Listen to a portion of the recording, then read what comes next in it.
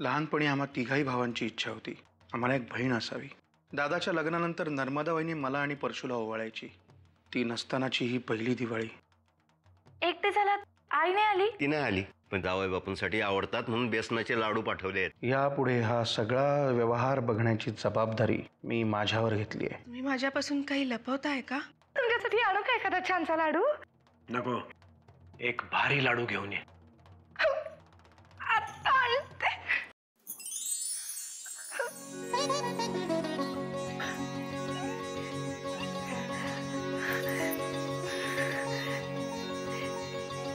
देवा, आज पहिल्यांदा माझ्याशी नीट बोलले।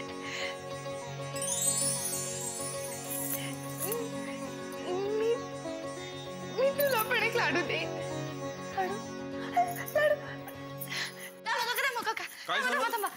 तो जो लाडवांचा बाईने पाठवलेला ना तो द्या इकडे। आणि एक काम करा जानकी, तुला काही हवंय का? हाच डबा हवा होता मला।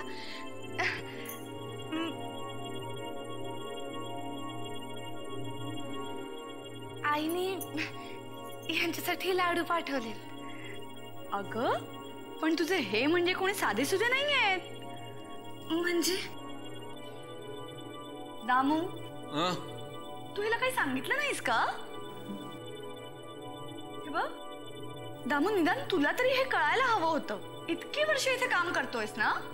पण काय कळायला पाहिजे अहिल्याताई? जास्त प्रश्न विचारू नकोस।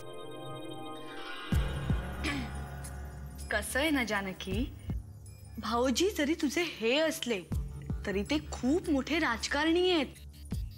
बरीच लोक त्यांचा घातपात करायला टपलेली असतात ग।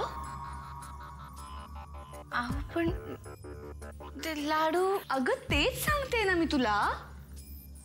भाऊजींसाठी या घरात काहीही आलं, विशेष करून काही खाण्याचं आलं की आधी ते दुसऱ्याने कोणीतरी खाऊन बघावं लागतं। चालेल ना, मग मी खाऊन दाखवते ना तुम्हाला। भोळी ग भोळी। हे बघ जानकी, माणसांपेक्षा कुत्रा हा जास्त इमानदार असतो का नाही? म्हणून मी एक लाडू कुत्र्याला खायला दिला, म्हणजे आपला सिक्युरिटी डॉग ग। तर त्याला लाडू इतका आवडला की त्याने सगळा डबाच फस्त केला। हो की नाही रे दामू? मला नाही माहित। नाही माहित? नाही। मग जा बाहेर।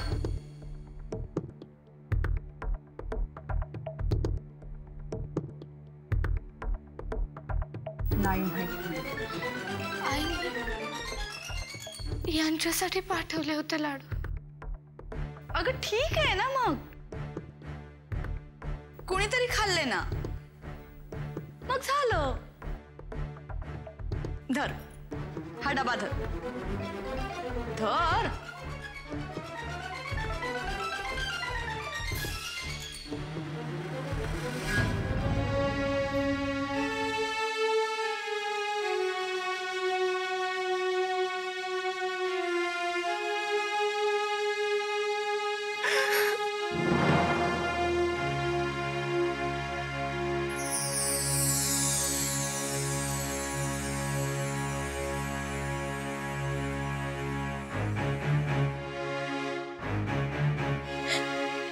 एवढ्या दिवसात आज यांनी माझ्याकडे काहीतरी मागितलं होतं,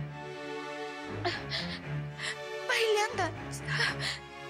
आता आता काय देऊ त्यांना? हा मोकळा डबा। तेव्हा माझ्याच बाबतीत असं का होतं?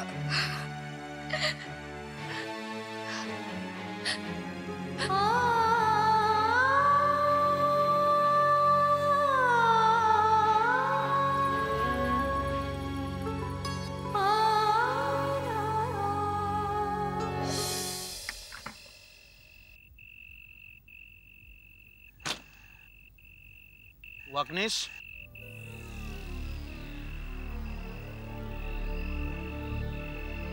वाकनीस, ज्याच्या मनात पाप असतं ना वाकनीस, तोच असा खरेपणापासून पळतो।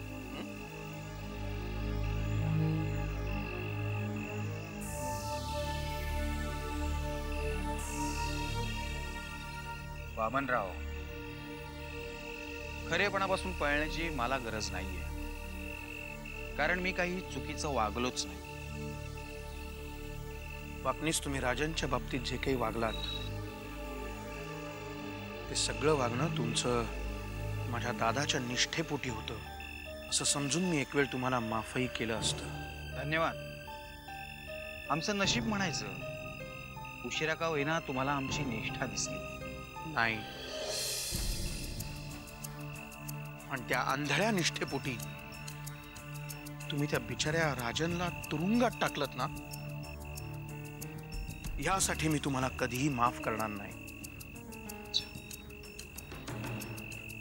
म्हणजे तुम्हाला सगळं कळालं येतं. पण वामनराव, तुम्हाला हे कळालंय का? त्याच राजांनी एक खून केलाय. नाही, स्वतःचा जीव वाचवण्यासाठी बचाव होता तो. बचाव? अहो, कुणापासून बचाव करत होता? जी लोक त्याच्यासाठी म्हणून झटत होती, त्याच्या हितासाठी, जी लोक त्याच्या आईची सेवा करत होती. वाकणीस तुम्ही असं बोलताय की सीता अयोध्येत नाही, अशोकवनातच सुखी होती. मारुतीने उगाच झटपट केली आणि लंका जाळली. हो, मी खरोखरच त्याला इंदोरच्या गेस्ट हाऊस मध्ये सोडत होतो. मग त्यांनी झटापट का केली? तुमच्यामुळे. तुम्ही त्याला खोटी आशा दाखवली, जानकी बरोबर लग्नाची, जे की कधीच शक्य नव्हतं. चांगला आमच्याबरोबर सुखात राहिला असता, 2-4 महिन्यामध्ये जानकीला विसरला सुद्धा असता. पण नाही, तुम्ही त्याच्या मागे हे आयुष्यभराचं दुखणं लावलं. मी तुम्हाला यापूर्वीही सांगितलंय वाकणीस, दिवसेंदिवस मला तुमची ना फक्त कीव वाटते, खरोखरीच कीव. तुम्हाला काय वाटतं, राजन आयुष्यभर आतच राहील? दिसताना तरी तसंच दिसतंय. मग तुम्ही राजनची चिंता सोडाच आणि ह्या सगळ्याची तुम्हाला काय फळं भोगावी लागतील ना, याची चिंता करा. अशा प्रकारची फळं भोगण्याची तयारी राजकारणात उतरल्यापासूनच होती. काय, दुसऱ्याचं पाप माझ्या माथी घेणं हेच माझ्या नशिबात आहे. आणि यात मी एकटा नाहीये. आत्याबाई आणि मोठे साहेब सुद्धा वाटेकरी आहेत. वाकणीस, उगाच वाल्या कोळ्याच्या भूमिकेत जाऊन स्वतःची कातडी वाचवू नका, कारण जेव्हा वेळ येईल ना, तेव्हा ही सगळी फळं तुम्हाला भोगायला लागतील, एकट्याला.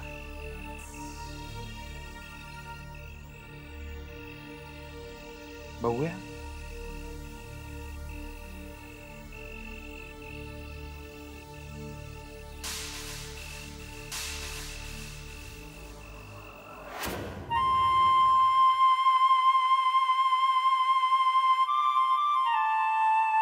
द्या लाडू द्या.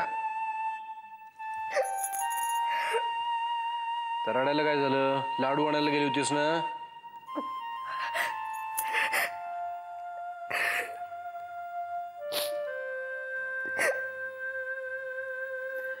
रडतेस कशाला? कोणी खाल्ले का लाडू? खाऊ दे. रड.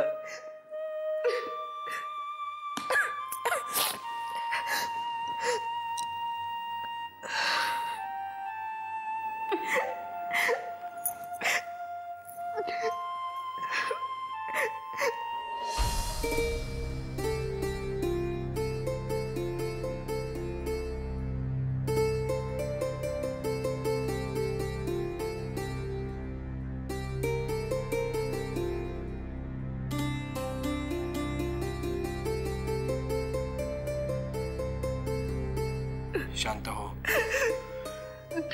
शांत हो.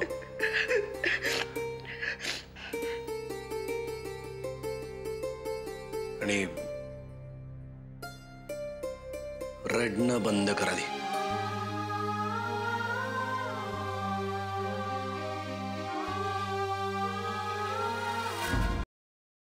काय झालं ते सांग. तुला काय वाटलं लाडू मिळाले नाहीत म्हणून मी चिडेन तुझ्यावर?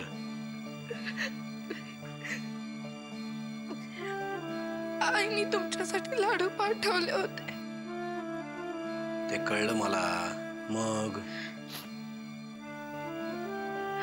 पण आईला ताईंनी ते लाडू गेटवरच्या कुत्र्याला खायला घातले.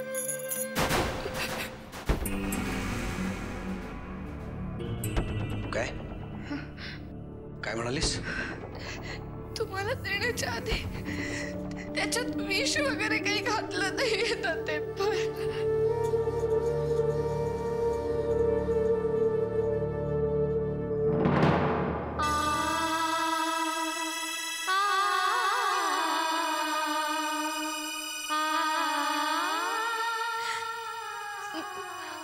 माझ्यामुळे घरात वाद नकोत मला. तुम्ही नका बोल काही त्यांना.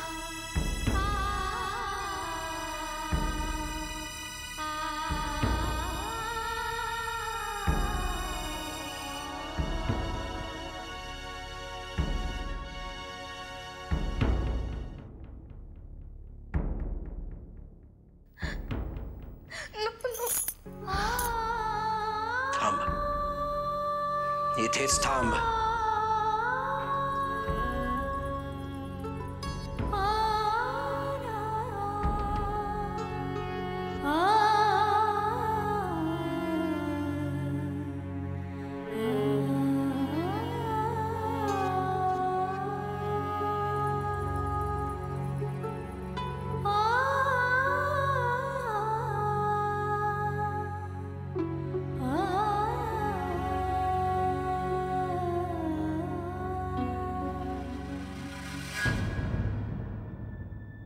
पांडू जी. वामन आणि अहिल्याला सांग मी ताबडतोब बोलावलंय. जी.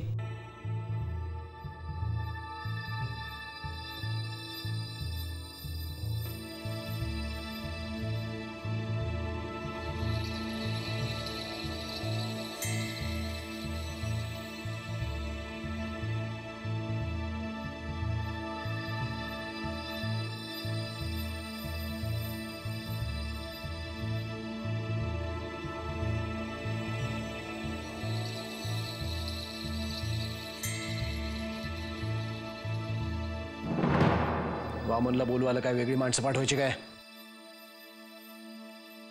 ते घरी नाहीयेत, बाहेर गेलेत, म्हणून मी एकटी आले. बरं झालं एकटीच आलीस. मला तुझ्याशीच थोडंसं बोलायचं आहे. अचानक माझ्याशी असं काय बोलायचंय? अचानक नाही, बऱ्याच दिवसांपासून माझ्या डोक्यात आहे, पण काही ना काही कारणामुळे राहून जात होतं. बरं झालं आज तूच संधी दिलीस मला. काही महत्वाचं बोलायचंय का? मी जे बोलतो ते महत्वाचं असतं. वायफळ गप्पा मारायला माझ्याकडे वेळच नाहीये. माझ्याकडून काही चुकलं असेल तर मी. अहिल्या, शाळेत खूप मुलं असतात.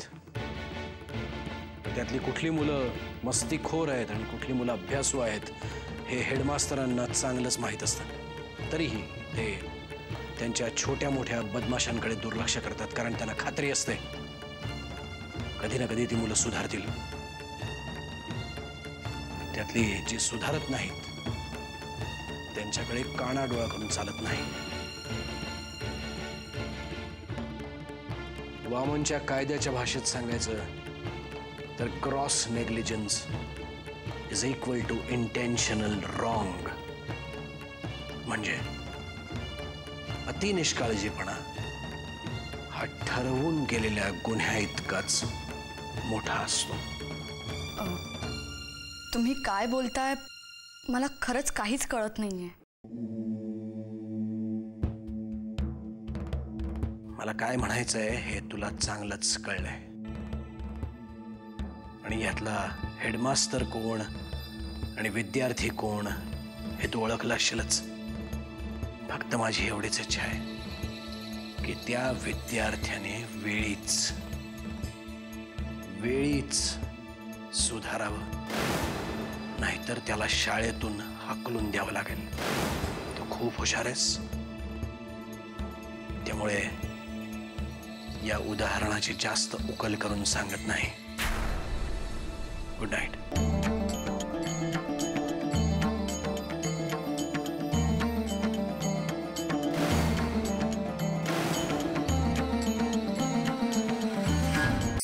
माझ्या बरोबर चाल ना जरा. काय ग? काय झालं? अगं, आईने यांच्यासाठी लाडू पाठवले होते तर आईले ताईने ते गेटवरच्या कुत्र्याला खायला घातले ग. काय? आणि यांना ते कळलंय. बाहेर गेले ते त्यांच्याशी बोलायला.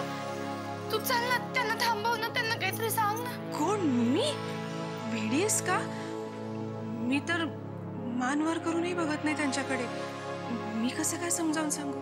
उगीच विषयाने विषय वाढायला नको. तू चल ना. अगं काय झालं सुमित्रा? काय प्रॉब्लेम आहे का? नाही भाऊजी, काहीच नाही. मग झोपा आता, खूप उशीर झालाय. हो. Good night.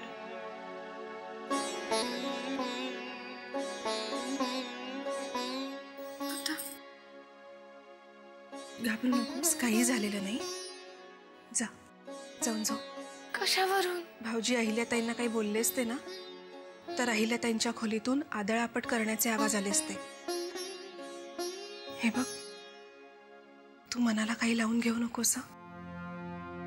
जा, जाऊन जाऊ.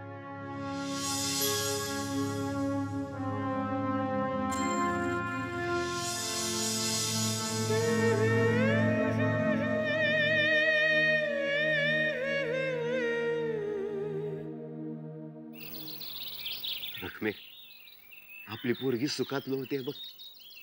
अगं तिचं सबूत ऐकण्यासाठी माणसं लाईनीत उभी असतात. राणीव आणि राज करते माझी पोरगी.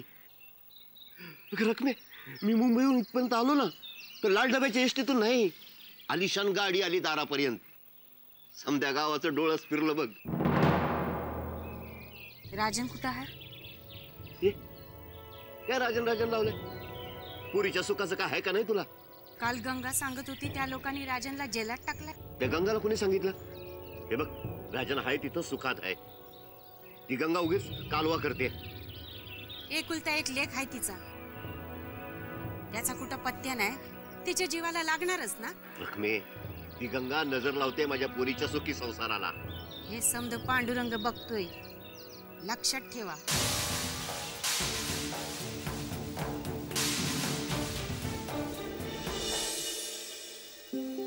अष्टभ्यो ब्राह्मणेभ्यश्च लिखित्वा यः समर्पयेत् तस्य विद्या भवेत् सर्वा गणेशस्य प्रसादतः इति श्रीनारदपुराणे संकष्टनाशननाम गणपतिस्तोत्रं संपूर्णम्.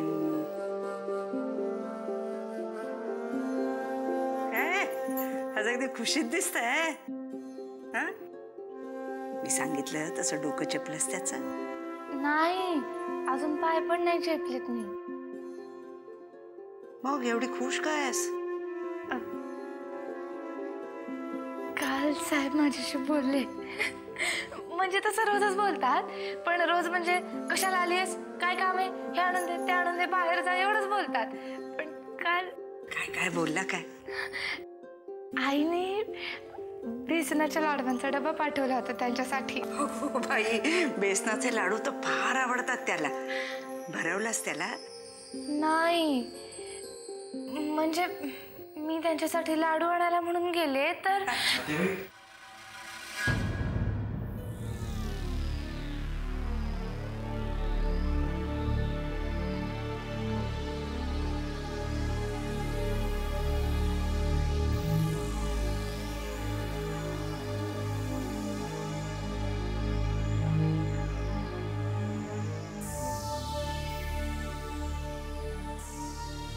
जानकी, स्वयंपाकाचं कुठपर्यंत आलंय बघून ये जरा. यांना पण सांगू का? सांग बाई सांग. खूप कष्ट घेतले त्याने तुझ्या लग्नासाठी. वाकणी साहेब. वहिनी साहेब, मला वाकणीच म्हणा, साहेब नका म्हणू. काल साहेब माझ्याशी बोलले.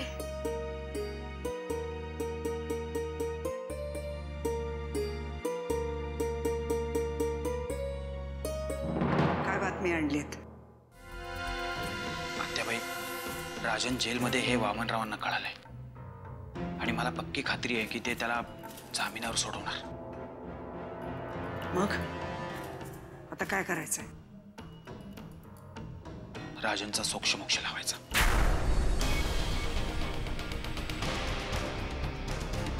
म्हणजे आत्याबाई, राजनचं जगणं आपल्याला डोकंदुखी ठरणार आहे. डोकं फिरलंय का तुमचं? नरसिंहचा जीव वाचावा म्हणून आधीच एक पाप माथी घेऊन बसलीये मी. जे पाप असेल ते मी माझ्या माथी घेतो. नाही, त्याचा जीव जाता कामा नये.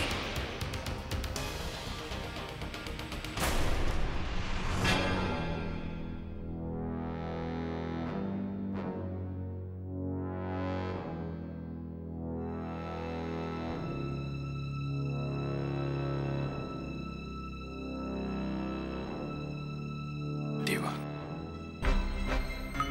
मी आधीच तुझी माफी मागतो. जे पाप असेल ते माझ्या माथी मार. पण राजनला मी लवकरच तुझ्याकडे पाठवणार, हे नक्की.